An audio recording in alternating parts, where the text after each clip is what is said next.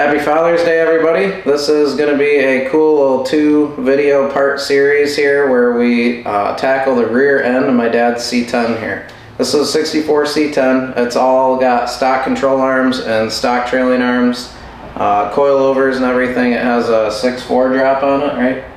Oh yeah. Okay. So it's been lowered and it's got disc brakes, right? On the front. On the front. So it's got its own mods already, but being partnered with QA1, we decided to take advantage of that, and they sent us out tubular control arms, coilover, sway bar kit, C-notch kit, all sorts of goodies, and we're excited to put those on for Father's Day here. This is kind of my gift towards Dad here. That's going to be fun to do. Dad's already loosened up the bed on the back of the truck, so we're going to lift that off first thing. Take all this old stock suspension stuff off and then install this new QA1 stuff.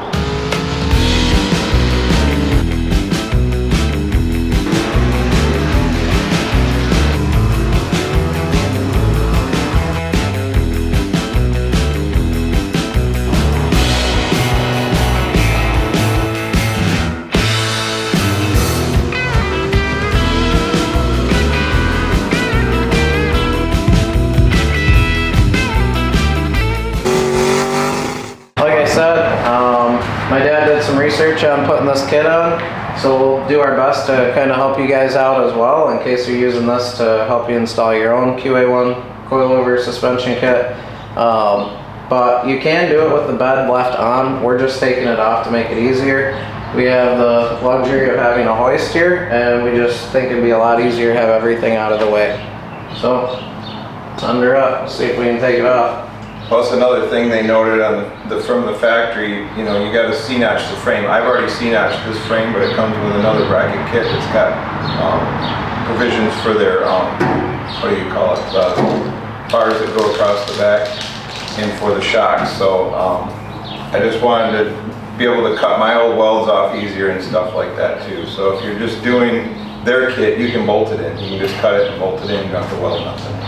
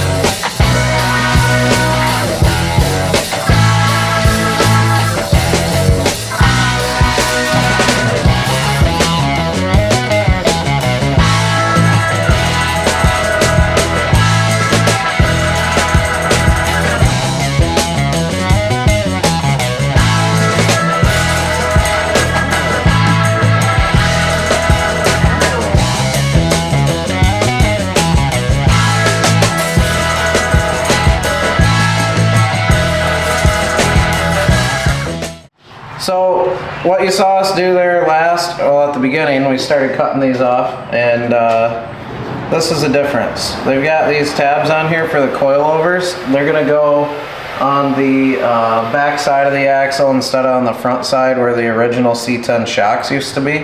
So they're on the outside of the frame rail as well instead of the inside. So that's why Dad went ahead and cut his C-notch off that he had welded on there before.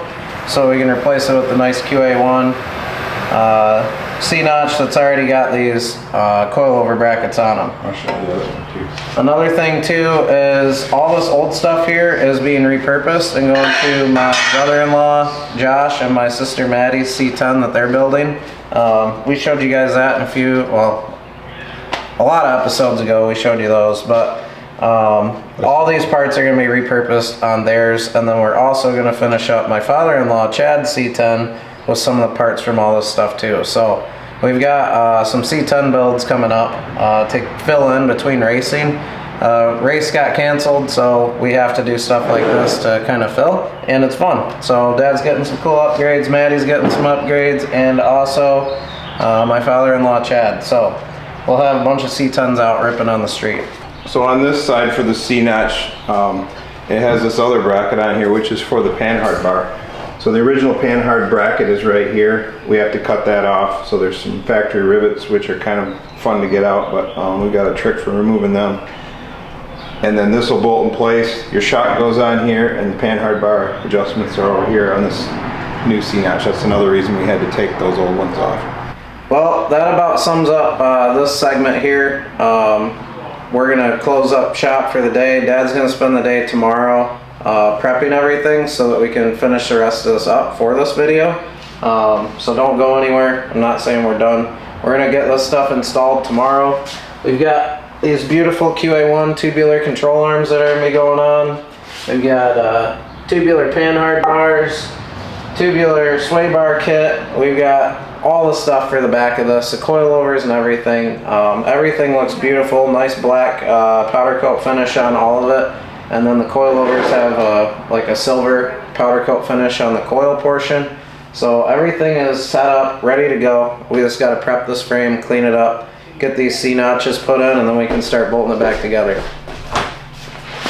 Dad's pretty excited about the QA1, so thank you again, QA1. This is a cool opportunity for us, and hopefully you guys get on there and order some QA1 stuff as well. This stuff's awesome. I run QA1s on my truck. We just got some for my mom's truck. We'll probably end up getting some for Cal's 56 Chevy, and then we're going to be building that 63 Chevy 2 for my wife Jordan here pretty soon, and we're going to be putting that all set up with QA1 as well. So we're gonna go ahead, close up shop. Dad's gonna get this stuff ready, and then we'll see you here in a few.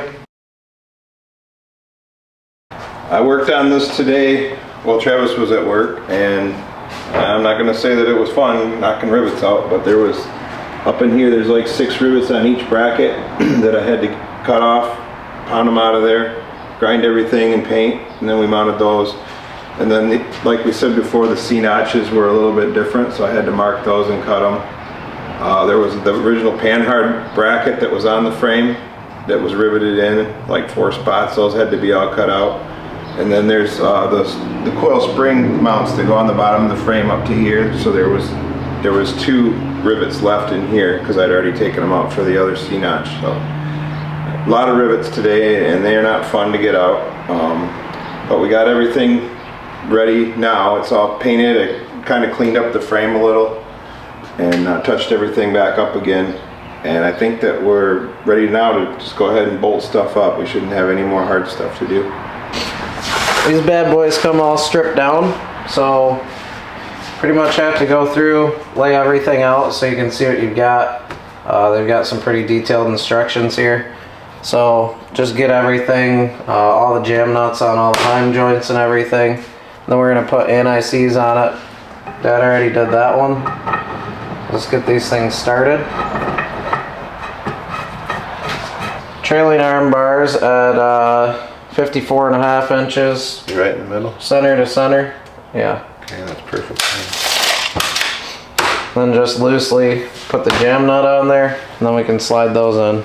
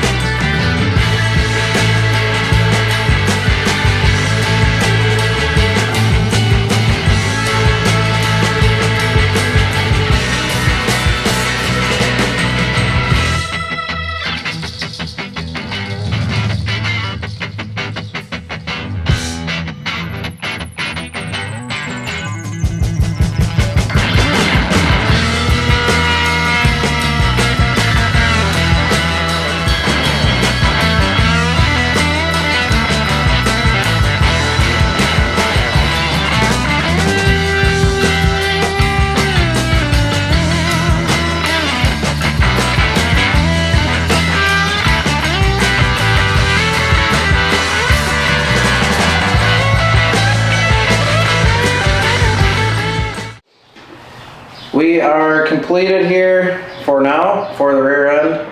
Dad's fuel tank. We have the fuel supply line coming off the front of the tank, and it interferes with the dual panhard bar that's on here. It's a custom tank put in a custom location, so that was something that we were kind of anticipating. I know in the other QA1 installation videos they say that it'll clear the aftermarket tank that fits between the frame rails or like a spare tire, but we believe that those are further back because this one he made it as far forward and up into the frame as he could, so you couldn't see it from behind. But other than that, that was about the biggest issue there. So I have to mess with the fuel line and the bung on the front of the tank to get those in a different position. But then he can slap the bed back on here. We've got the full QA1 front suspension as well that we're going to do in a separate video. So you can hang in and tune in for another video about this C10 and the QA1 suspension. We're super impressed with this. It went together nicely. It just takes some time, and if you're doing it for the first time, luckily my dad had already tore this truck apart. All the bolts have been taken out. He already had it C-notched, so all those rivets right there are already drilled and knocked out. So there was a lot of things that went a lot smoother on this. I would say it was a lot easier with the bed off, wouldn't you? Yeah. I couldn't imagine really rolling around underneath here trying to do all this work. It was a lot easier to step over the frame rail.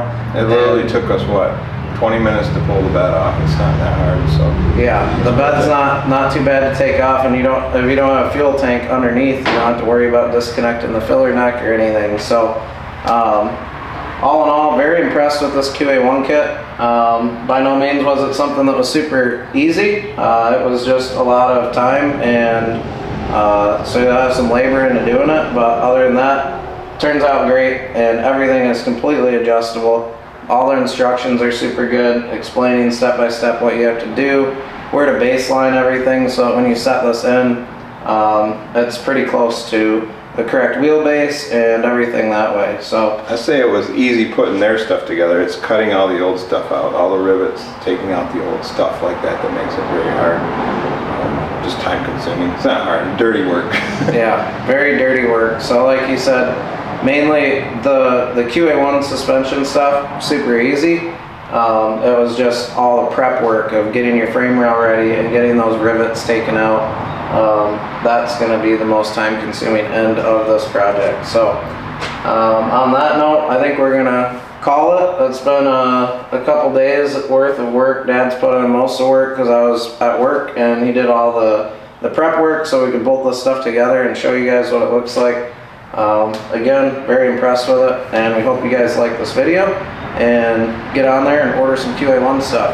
We're going to drive this thing too a little bit before we go ahead and do that front. I want to see what the difference it made just doing the rear suspension before we do the whole thing, so we kind of get a feel for what, maybe you just want to put the rear suspension on and see what it would do. I have a feeling just by jumping on it and moving it around, this thing's going to really be a lot nicer than it was. So we're looking forward to it, and stay tuned for the front end when we get to that. Thank you, QA1. Yes, thank you.